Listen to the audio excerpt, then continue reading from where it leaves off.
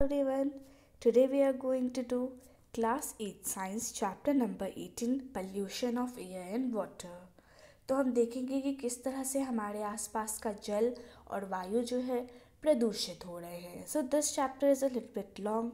सो इस चैप्टर को हमने 2 पार्ट्स में डिवाइड किया है। This is the part 1 and in the channel और in the playlist you can find the part 2।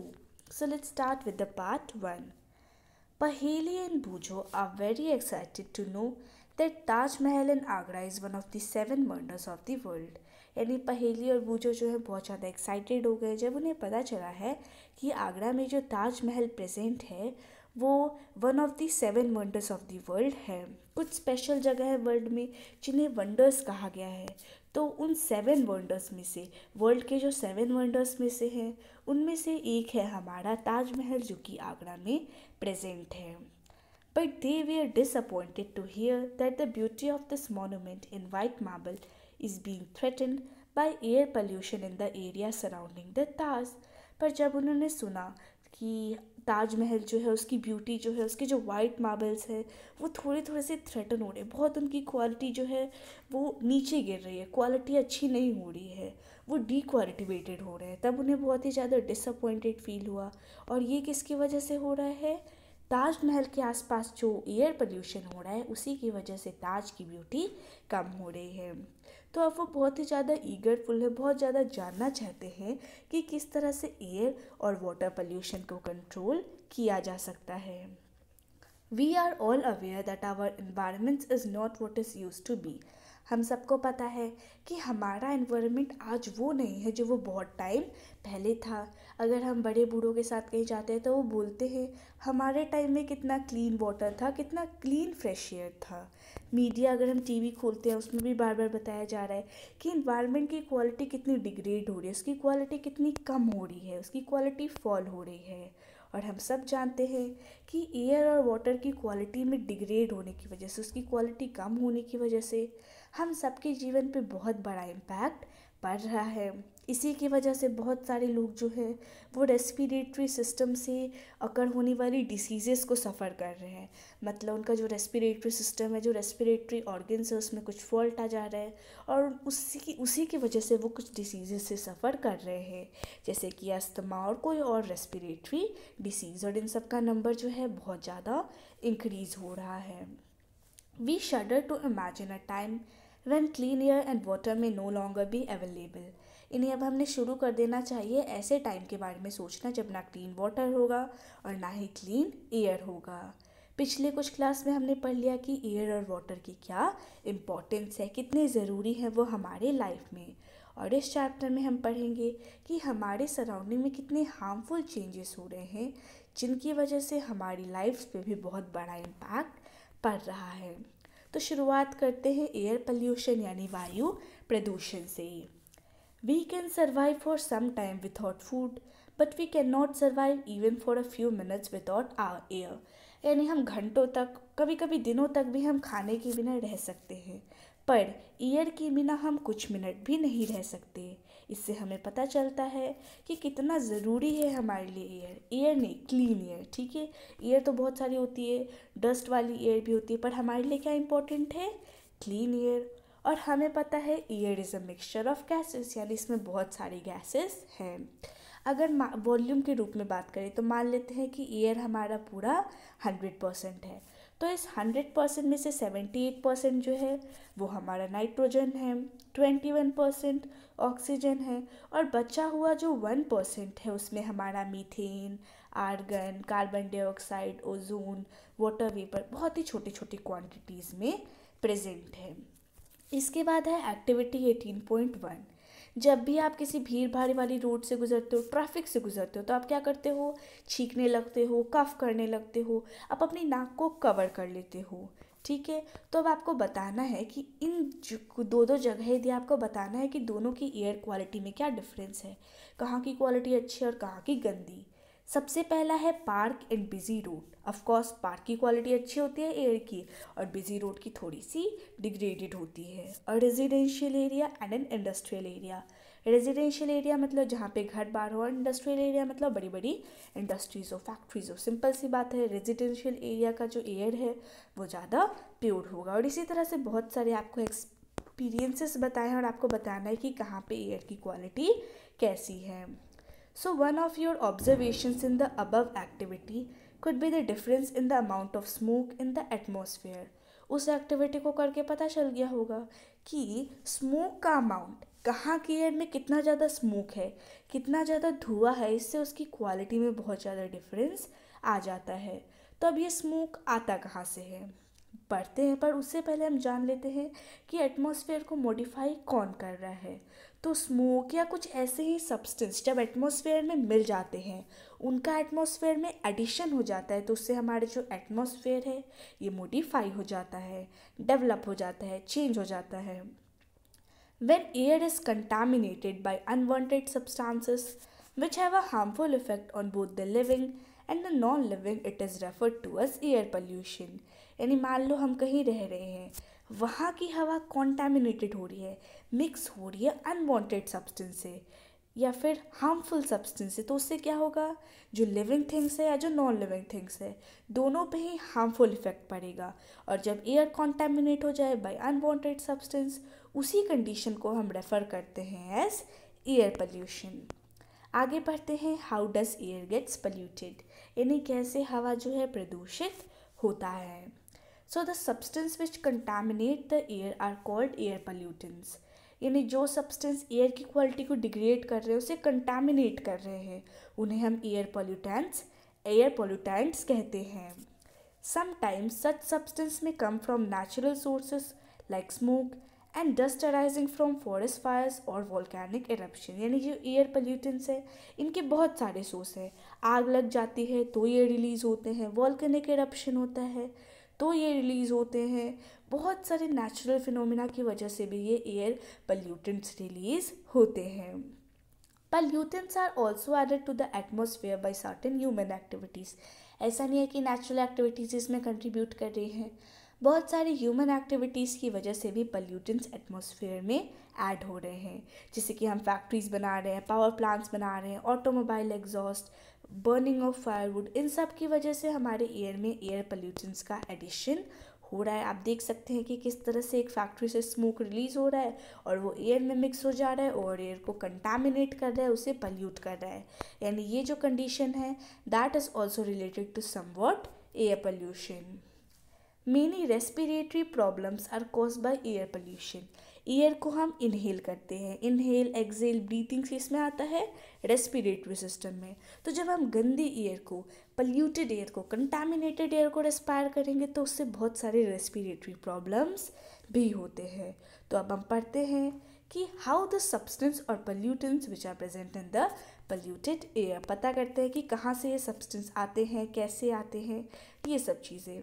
हम देख रहे हैं कि शहरों में गाड़ियों का नंबर कितना ज़्यादा बढ़ रहा है, तो गाड़ियाँ क्या करती हैं, बहुत सारा हाई लेवल पे, हाई अमाउंट में वो पॉल्यूशंस प्रोड्यूस करती है, जैसे कि carbon monoxide, carbon dioxide, nitrogen oxide, smoke, ये सारे पॉल्यूटेंट्स को वो हाई अमाउंट में रिलीज़ करती है। सबसे पहले हम कार्बन मोनोऑक्साइड के बारे में पढ़ते हैं, जिसे हम CO कहते हैं। तो इसका प्रोडक्शन कैसे होता है, जब भी हम किसी फ्यूल को इनकम्प्लीटली बर्न करते हैं या फिर पेट्रोल या डीजल को इनकम्प्लीटली बर्न करते हैं, तो उससे कार्बन मोनोऑक्साइड गैस प्रोड्यूस होती है। ये जो है बहुत ही पॉइजनस गैस है और इससे हमारी ब्लड की ऑक्सीजन कैरिंग कैपेसिटी जो है वो रिड्यूस होती है। Do you know if the vehicles registered in Delhi are lined up one after the other, यानी दिल्ली में जितनी भी व्हीकल्स है जो कि रजिस्टर्ड हुए हैं, अनरजिस्टर्ड की बात ही छोड़ दो, अगर हम उनको एक के पीछे एक लगाए तो पता है क्या होगा, हमारी वर्ल्ड की जो दो सबसे लंबी नदियां हैं, नील और अमेजोन, उनकी लेंथ से भी ज़्यादा ये हो सकता है। Boojho remembers seeing a thick fog like layer in the atmosphere especially during winters. Boojho को याद आया कि कभी कभी ठंडियों में क्या होता है, मोटी सी फॉग की तरह जो है एक लेयर जो है एटमॉस्फेयर में बैठ जाती है और स्पेशली ये विंटर्स में होती है, तो इसे हम स्मॉग कहते हैं, जो कि किससे बनी है, स्मोक और फॉग से। So mixture of smoke and fog is known as smog.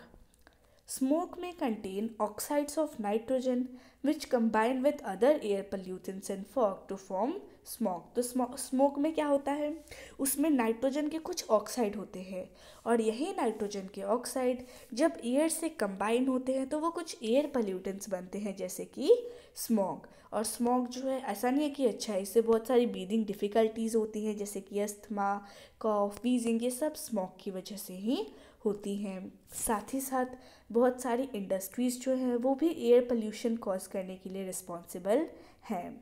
अब हम पेट्रोलियम रिफाइनरीज को ले लें तो वो क्या है, that are the major source of gases pollutants, यानी जो भी गैसेस पोल्यूटेंट्स होते हैं जैसे कि सल्फर डाइऑक्साइड का प्रोडक्शन, नाइट्रोजन डाइऑक्साइड का प्रोडक्शन, वो किसकी वजह से हो रहा है, पेट्रोलियम रिफाइनरीज की वजह से। सल्फ़र डाइऑक्साइड की बात ले लें तो इसका प्रोडक्शन कब होता है, जब हम फ्यूल को जलाते हैं पावर प्लांट्स में अपने घरों पे, तो उससे सल्फ़र डाइऑक्साइड प्रोड्यूस होता है। इससे बहुत सारी रेस्पिरेटरी प्रॉब्लम्स हो सकती हैं, हमारा लंग भी डैमेज हो सकता है, so it is very harmful. Other kinds of pollutants are chlorofluorocarbons, which are used in refrigerators, air conditioners and aerosol sprays।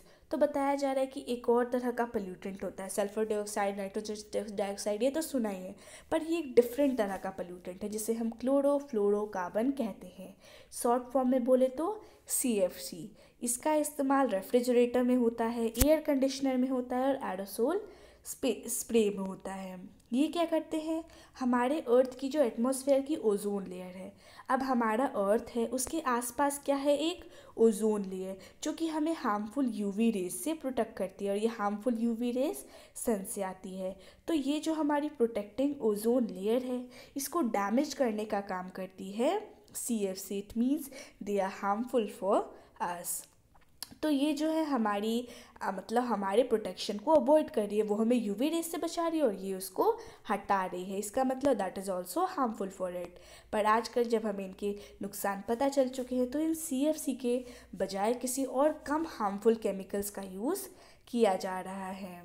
In addition to above mention gases, यानी ऊपर मेंशन किए हुए गैसेस के सिवाय ऑटोमोबाइल्स जो कि डीजल और petrol को बर्न करके काम करते हैं, ये भी कुछ छोटे छोटे पार्टिकल्स प्रोड्यूस करते हैं जो कि एयर में लंबे टाइम तक सस्पेंडेड रहते हैं। इससे क्या होता है, इससे क्लियरनेस, विजिबिलिटी जो है वो रिड्यूस होती है, मतलब धुंधला धुंधला सा सब लगने लगता है। Specially this is common in Delhi. जब हम इसको इनहेल करते हैं तो उससे हमें डिसीज़ हो रही है। Such particles are also produced during industrial process like steel making and mining। अब ऐसे जो पार्टिकल्स हैं इनका प्रोडक्शन और भी होता है जब कोई इंडस्ट्रियल प्रोसेस करो या माइनिंग करो, ऐसे टाइम्स में भी इनका प्रोडक्शन होता है। अब ये जो पावर प्लांट्स हैं ये कुछ ऐश पार्टिकल्स रिलीज़ करते हैं जो कि हमारे एटमॉस्फेयर को पल्यूट करते हैं। आगे पढ़ते हैं ताजमहल की case study. Over the past 2 decades, decades का मतलब होता है पीरियड ऑफ 10 ईयर, 1 डिकेड मतलब 10 ईयर, तो 2 डिकेड मतलब 20 ईयर्स। तो पिछले 20 सालों में इंडिया का जो मोस्ट फेमस टूरिस्ट अट्रैक्शन यानी ताजमहल जो कि आगरा में लोकेटेड है, ये मैटर ऑफ कंसर्न बन चुका है, यानी सोचने वाला मैटर जो है ये अब बन चुका है। Experts have warned that pollutants in air are discoloring its white marbles। यानी एक्सपर्ट ने कहा है कि एयर में जो पोल्यूटेंट्स हैं इससे क्या हो रहा है, हमारा ताजमहल जो कि वाइट मार्बल से बना है वो डिसकलर हो रहे हैं, इनकी वाइटनेस जो है कम हो रही है। So it is not only living organism. इससे पता चलता है कि सिर्फ जीवित प्राणियों को पोल्यूशन से नुकसान नहीं होता, जो नॉन लिविंग थिंग्स जैसे कि बिल्डिंग, मोनूमेंट्स, ये सब को भी प्रभाव पड़ता है पोल्यूशन से। The industries located in and around Agra, यानी जो इंडस्ट्रीज़ आगरा के अंदर है या उसके आसपास है जैसे कि रबर प्रोसेसिंग, ऑटोमोबाइल, केमिकल्स और स्पेशली जो मथुरा ऑयल रिफाइनरी है, ये सब जो है पोल्यूटेंट्स प्रोड्यूस करने के लिए रिस्पॉन्सिबल हैं। और ये बहुत सारे पोल्यूटेंट्स प्रोड्यूस करते हैं जैसे कि सल्फ़र डाइऑक्साइड और नाइट्रोजन डाइऑक्साइड। अब ये जो गैस है वो वाटर वेपर के साथ रिएक्ट करते हैं, एटमॉस्फेयर में ये वाटर वेपर के साथ रिएक्ट करते हैं और सल्फ्रिक एसिड और नाइट्रिक एसिड प्रोड्यूस करते हैं। और यही जो एसिड्स हैं नीचे अर्थ पे ड्रॉप करते हैं रेन के साथ, जिससे रेन जो है एसिडिक बन जाता है और इसी एसिडिक रेन को हम एसिड रेन कहते हैं। और इसी एसिड रेन की वजह से कोरोजन होता है। हमारा मोनूमेंट का जो मार्बल है वो भी कोरोड हुआ इस एसिड रेन की वजह से, और यही जो फिनोमिना है इसे मार्बल कैंसर कहा जाता है। Suspended particulate matter, such as the soot particles emitted by Mathura oil refinery, has contributed towards the yellowing of the marble। यानी ये जो मार्बल कैंसर है, हमारे एयर में जो आसपास के पल्यूटेंट्स है जो कि मथुरा ऑयल रिफाइनरी की वजह से हुए हैं, यही मार्बल के येलो होने के लिए रिस्पॉन्सिबल है। सुप्रीम कोर्ट ने बहुत सारे स्टेप्स लिए हैं ताज को बचाने के लिए। यहाँ पे आप ताजमहल के पिक्चर देख सकते हैं। इट हैज़ ऑर्डर्ड इंडस्ट्रीज, यानी इंडस्ट्री को ऑर्डर दे दिया कि आप ये सब बेकार की ये सी डस्टफुल फ्यूल्स का यूज़ नहीं करेंगे, आप क्लीनर फ्यूल्स का यूज़ करेंगे जैसे कि CNG और LPG, यानी कॉम्प्रेस्ड नेचुरल गैस और लिक्विफाइड पेट्रोलियम गैस। साथ ही साथ ये जो ऑटोमोबाइल्स हैं इन्हें स्विच कर देना चाहिए over to unleaded petrol in the Taj zone, यानी ताज जोन में ज़्यादा ऑटोमोबाइल्स, ताजमहल जिस जोन में है उसके आसपास ज़्यादा ऑटोमोबाइल्स को नहीं आना चाहिए। तब आपने एल्डर से डिस्कस कीजिए और बताइए कि 20-30 साल पहले किस तरह का था Taj Mahal. Now let's study about green house effect. हम जानते हैं कि सन रेज क्या करती है, हमारे अर्थ के सरफेस को वार्म करती हैं। A part of the radiation that falls on the earth is absorb by it. मान लीजिए हम थोड़ा सा डीप में पढ़ते हैं, ये है हमारी एक छोटी सी अर्थ, सन से इस पे रेज आ रही है, तो कुछ रेज को ये रिफ्लेक्ट कर देती है और कुछ को ये अब्जॉर्व कर देती है, और जो रिफ्लेक्टेड पार्ट है वो तो कुछ हिस्सा तो स्पेस में चला जाता है, मून पे भी चला जाता है, पर कुछ जो हिस्सा है रिफ्लेक्टेड रेडिएशन का वो एटमॉस्फेयर में ही ट्रैप हो जाता है, उसी के अंदर फंस जाता है, और इन्हीं ट्रैप्ड रेडिएशंस की वजह से हमारी जो अर्थ है वो हीट अप हो जाती है, वार्म हो जाती है। अगर आपने किसी नर्सरी में ग्रीन हाउस इफेक्ट को देखा होगा तो आपको पता होगा कि सन की हीट को हम अंदर तो आने दे रहे हैं पर हम उसे बाहर नहीं जाने दे रहे हैं, उसे ट्रैप कर ले रहे हैं, और इस ट्रैप हीट की वजह से ही क्या हो रहा है, हमारा जो ग्रीन हाउस है वो हीट हो रहा है। और अर्थ की ट्रैपिंग्स भी काफ़ी ज़्यादा सिमिलर है, एटमॉस्फेयर उसको आने तो दे रही है पर जाने नहीं दे रही, इसी वजह से जो ट्रैप रेडिएशन है वो अर्थ को हीट करके रख रही हैं, इसी वजह से इसे ग्रीन हाउस इफेक्ट कहा जा रहा है। और अगर अर्थ पे ये प्रोसेस नहीं होती तो यहाँ पे लाइफ भी पॉसिबल नहीं होती।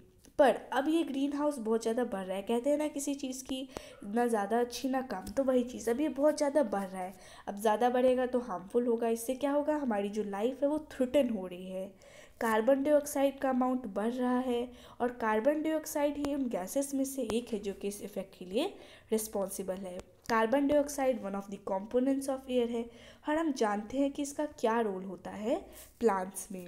पर अगर एयर में बहुत ज़्यादा कार्बन डाइऑक्साइड होगी तो ये जो है एक पल्यूटेंट की तरह काम करती है। हम कार्बन डाइऑक्साइड को बहुत सारे तरीक़ों से रिलीज़ कर रहे हैं, कुछ जलाते हैं तो रिलीज़ हो जाता है, बहुत सारी चीज़ों से ये रिलीज़ हो रहा है। जैसे कि हम पेड़ काटते हैं, प्लांट्स का काम क्या है कि वो CO2 को यूटिलाइज़ करते हैं, उन्हें लेते हैं, तो अब पेड़ तो रहे नहीं, तो इससे क्या होगा, CO2 को कोई लेगा नहीं और इससे उनका अमाउंट बढ़ेगा। तो डिफॉरेस्टेशन जो है वो CO2 के अमाउंट को इंक्रीज़ कर रहा है।